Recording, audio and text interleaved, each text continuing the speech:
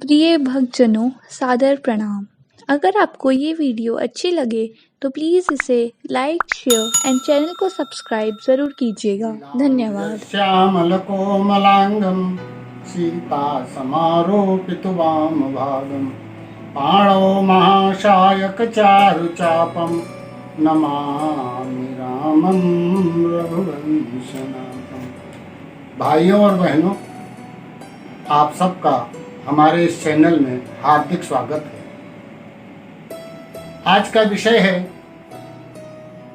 कि जिन बालकों की शादी नहीं हो रही, युवा हो चुके हैं, विवाह संपन्न नहीं हो पा रहा, परिवार वाले परेशान होते हैं।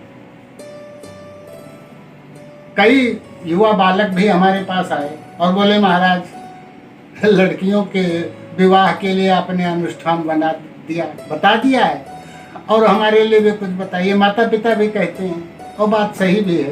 कन्या के विवाह के लिए आप सब दूसरे के घर पर 1 बार 10 बार जाएंगे, लेकिन बेटे की शादी के लिए आप किसी के घर नहीं जाएंगे। अपेक्षा करते हैं कि हमारे घर में कोई आवे और बातचीत करे। बात नहीं बनती, बहुत बड़ी समस्या है। कन्याओं के विवाह से ज्यादा समस्या आजकल बालकों की समस्या है। सरकारी नौकरियां ज्यादा मिल नहीं रही, प्राइवेट जॉब में होते हैं लड़के कुछ बिल्कुल। तो इसलिए तमाम प्रकार की विघ्न बाधाएं आती हैं। शास्त्रों में भाई कहा गया है कि ब्रह्मा जी जब जन्म देते हैं तो हानि लाभ जीवन मरण यश अपजस विधियात। जो कुछ हानि लाभ होता है शादी ब्याह लाभ की वस्तुएं हैं। मस्तक पर हमारे ब्रह्मा जी लिख देते हैं कि इस अवस्था में यहाँ से इसके साथ में आपका विवाह संपन्न होगा। अब हम लोगों को मालूम नहीं हो पाता, इसलिए परेशान होते हैं। सबसे बड़ी भारी बात ये कि जिन बालिकाओं लड़कों के विवाह संपन्न नहीं हो रहा, उन्हें घबराने कोई बात नहीं। जिन चेरी है चोच वही देह चारा। ब्रह्मा जी ने जन्म दिया तो विवाह भी लिखा, होगा विवाह, अवश्य होगा, इसमें कोई संशय नहीं। श्रद्धा और विश्वास के साथ करें। और बाकी शास्त्रों में जो अनुष्ठान बताए गए हैं उनमें एक छोटा सा अनुष्ठान है तो हमारी समझ में आता है कि राम लक्ष्मण को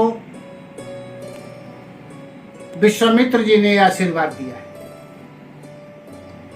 राम और लक्ष्मण दोनों पुष्प वाटिका में सीता और उर्मिला से मिल चुके हैं अपने अपने यहाँ। सीता जी की बात पिछले एपिसोड में हमने आप सबको बताई थी। राम और लक्ष्मण पुष्प लेकर के विश्वामित्र के पास जाते हैं और विश्वामित्र के पास जाकर के फूल देते हैं।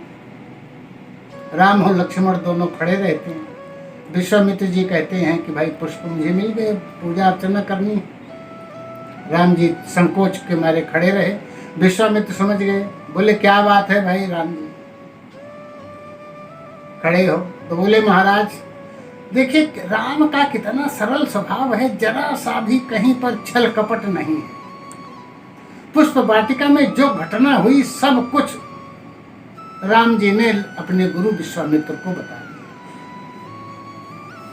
और सारा विधान, सारा समाचार सुन करके और फिर रामचंद्र जी ने कह दिया, महाराज आप तो जानते हो हम शादी करना चाहते हैं, जिसको देख आए हैं उसी शादी। तो विश्वामित्र ने कहा, अरे भैया तुम जगत गुरु हो, सब कुछ जानते हो, और सीता जी जिनको देख आए सीता जी हैं, वो हमेशा जन्म जन्म में आपके साथ रही, अलग नहीं हो सकती। फिर भी लोग और मर्यादा के अनुसार जो आप कह रहे हो तो वो सही है, सफल है। रामचरितमानस की बालकांड की सीता विवाह राम विवाह के समय की एक चौपाई, बड़ी सरल चौपाई है, जिसको सब लोग जो हमारे युवा देख रहे हैं वो उसको याद कर ले। बड़ी सरल चौपाई है। सुफल मनोरथ होई तुम्हारे, राम लखन सुनि भय सुखारे। सुफल मनोरथ, जो कुछ आप सोच रहे हैं वो आपका मनोरथ सफल होगा। रामचंद्र जी ऐसा आशीर्वाद पा करके बड़े प्रसन्न होते हैं। और उसके बाद में फिर राम का विवाह और लक्ष्मण का विवाह क्रमशः सीता और उर्मिला के साथ संपन्न हो जाता है। जब ये अनुष्ठान बालकों को करना है, ये भी 40 दिन का अनुष्ठान है। राम का दरबार, राम दरबार में सब चीज, राम, लक्ष्मण, भरत, शत्रुघ्न, सीता, गुरु वशिष्ठ जी, हनुमान जी, शंकर जी, नारद जी, सब जो है उस राम दरबार में होते हैं। और राम दरबार को सामने रख करके कलश की स्थापना करके, कलश की स्थापना पिछले एपिसोड में हम बता चुके हैं, फिर भी संकेत में, चाहे तांबे का पात्र लोटा हो या मिट्टी का कलश, उसमें थोड़ा सा जल ले करके, गंगा जल डाल के, 1 5 का सिक्का, 2 सुपारी और 5 पल्लव नारियल पानी का उसमें रख करके और कलश की स्थापना कर लें। स्वच्छ वस्त्र पहन करके वो बालक जो अनुष्ठान करना चाहते हैं वो बैठ करके और बस तुलसी की माला ले करके और भगवान राम का ध्यान करके और बस यही सफल मनोरथ हो ये तुम्हारे, राम लखन सुन भये सुखारे। एक माला माने 108 मोतियों की माला, एक माला कर लें।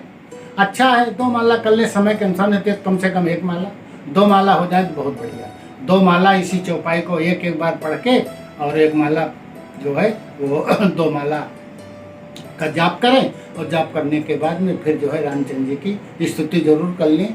लोकाभिरामम रणरंग धीरम राजीव नेत्रम रघुवंशनाथम कारुण्य रूपम करुणाकरंतम श्री रामचंद्रम शरणं प्रपद्ये। श्री रामचंद्र कृपालु भज मन हरण भव भय दारुणम नव कंजलोचन कंज मुख कर कंज पद कंजारणम कंदर्पयगणित अमित छवि नव नील नीरद सुंदरम पटपीतमानहु तड़ित रुचि शुचि नौमि जनक सुतावरम भज दीन बंधु दिनेश दानव दैत्य वंश निकंदनम रघुनंदयानंद कंद कौशल चंद्र दशरथ नंदनम सिर मुकुट कुंडल तिलक चारु दारु अंग विभूषणम आजानुभुज सर चाप धर संग्राम जित खर दूषणम इति बदति तुलसीदास शंकर शेष मुनि मन रंजनम मम हृदय कंज निवास पुरु कामांधिकल दल रंजनम। इस प्रकार की स्तुति करके 40 दिन अनुष्ठान करें। 40 दिन अनुष्ठान पूर्ण होने पर जहाँ कहीं जो है सब कहीं पर विद्वान पंडित मिल जाते हैं, अपने घर में ला करके इसकी पूर्णाहुत। और पूर्णाहुत में यही चौपाई जो बोली गई है, सुफल मनोरथ हो तुम्हारे, राम लखन सुन भय सुखारे, 1 माला 1 चौपाई पढ़ के और नमो नमः स्वाहा इदम रामाय इदम नमम, और फिर चौपाई पढ़ा, फिर स्वाहा इदम रामाय इदम नमम, इस प्रकार से कह के 108 बार आहुतियाँ दे। और भी आहुतियाँ देवी देवताओं की करके पूर्णाहुत कर दें और उसके बाद रामचंद्र जी की आरती कर दें। आरती करने के बाद अपना समय के अनुसार जैसा जो कुछ हो, फल फूल में वह अनुष्ठान अपना हो करें। और ऐसा करने से विवाह शीघ्र संपन्न हो जाएगा, ऐसा विश्वास है। इसमें श्रद्धा और विश्वास, भवानी शंकरो वंदे श्रद्धा विश्वास रूपिणो याभ्याम बिना न पश्यन्ति सिद्धा स्वांता स्तुति।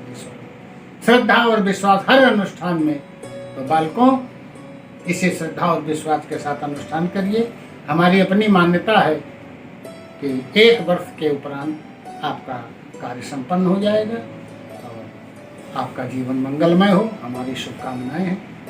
सर्वे भवन्तु सुखिनः, सर्वे सन्तु निरामया, सर्वे भद्राणि पश्यन्तु मा कश्चित् दुर्घटः। ओम शांति।